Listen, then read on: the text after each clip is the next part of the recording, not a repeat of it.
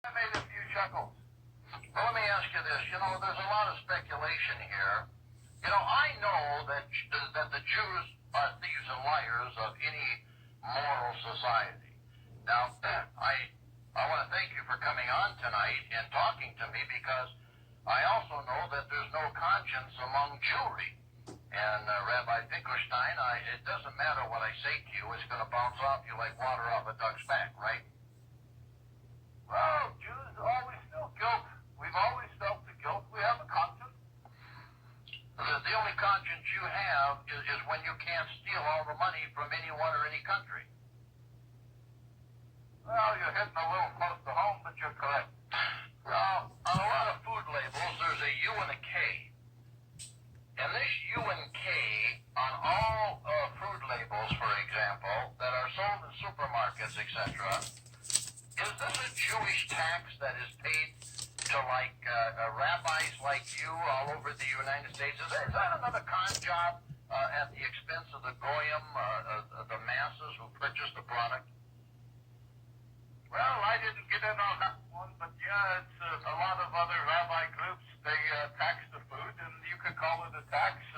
You're entitled to make money where you can make money. If nobody stops you, you make the money. And but the goyim, they're the cattle. The white race out there, they're the goyim, they're the cattle.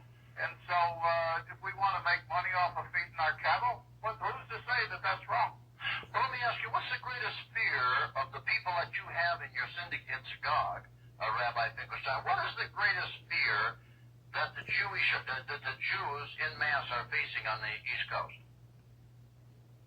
Well, the worst thing is if we hang around, our old buddy up there in the Federal Reserve,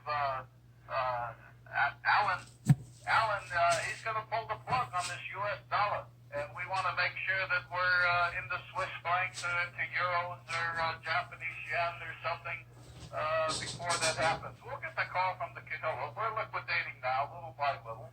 A couple of other goyim that they're good, bought and paid for Shabbos goy.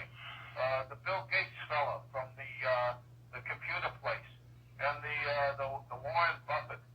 Both of them, they got out of U.S. dollars about a year ago or so. We told them, to liquidate, and but we're still hanging on there. So we made a little extra interest since they were out of the market. They got a lot of shekels themselves.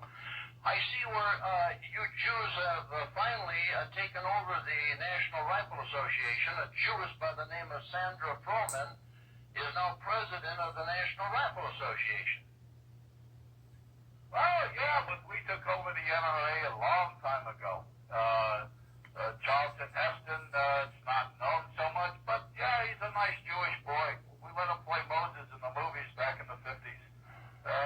We took the NRA over long ago. All the organizations out there, the Jew controls it. Everybody knows that. I read in your Talmud where it says that if you're to have any opposition, you will control that opposition. Well, of course, the smartest thing is to own both sides of every game. But you know the outcome. We own the Republicans, we own the Democrats. All wars are bankers' wars. The 48ers are the bankers.